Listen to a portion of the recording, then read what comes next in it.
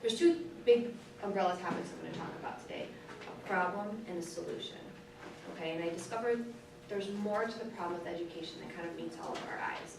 We know right now Common Core implementation and our assessments and our evaluation are kind of putting this pressure on us. How many of you feel this pressure kind of hanging over your shoulders? I think we all do. And Common Core and all the changes and the shifts are bringing this pressure on. On top of that, it's our students too. It's the changing of generations and students that are coming to us. And I first noticed this as a reading teacher when teachers and students were coming to me with a sort of disconnect in their learning. And it was pretty scary, you know, and I kind of made it my mission to figure out a solution to this problem because the problem is bigger than standards. Standards, I truly believe, they're great. They really are great. They give us an outline, they give us a guide, but they've never really been our problem. You know, Common Core is wonderful, and we've been given this opportunity right now with Common Core to, you know, as scary as it is, you know, and I don't know the professional development you've been given. I just know from a lot of districts that I've been in, there hasn't been a lot.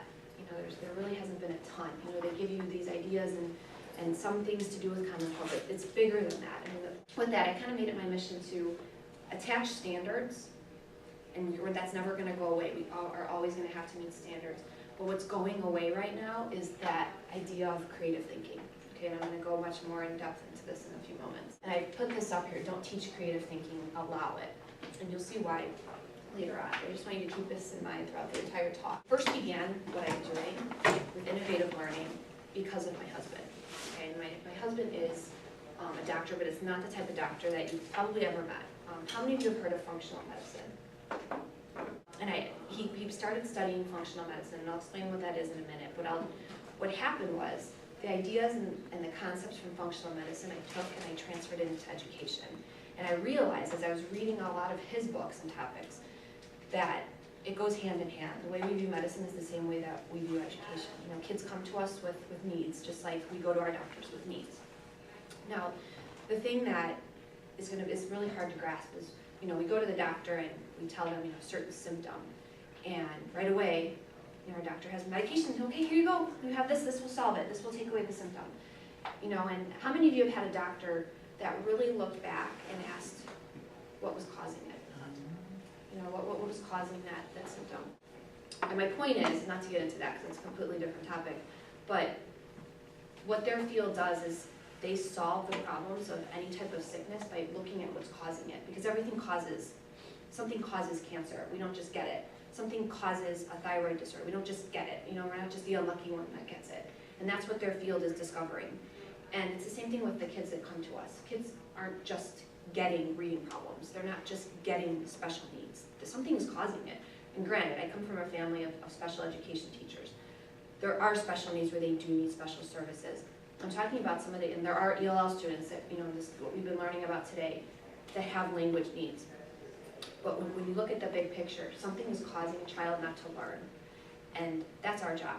And as hard as it is, that's our job to figure that out. You know, we try to put together these fancy centers and these stations, and I've been at fault with this for years. When it really comes down to figuring out what's causing that need, what's causing that child not to be able to decode, what's causing that child not to be engaged, what's causing that child not to be unmotivated. How many of you had students that were disengaged or unmotivated this year? Okay, and I feel every year I've taught, you know, I've seen an improvement, but you see more and more kids coming to you with that disengagement, that unmotivation. How many of you have felt like this pressure with meeting standards but meeting their needs at the same time and not finding the right balance? Okay, and that's exactly how I felt. And I made it my mission to find a solution, and that's what innovative learning is. Now, I talk about there's a problem and there's a solution. Now, the problem is much bigger than what we're seeing. You know, when we talk about functional medicine, I bring in this notion of functional teaching. And so my talk today is about not only innovative learning, but teaching functionally. It's looking at those causes. It's looking at, you know, what's actually causing kids to not be thinking along the lines the way they should be. You know, we all have the capacity to learn. Every child comes to us with the capacity to learn. Something happens.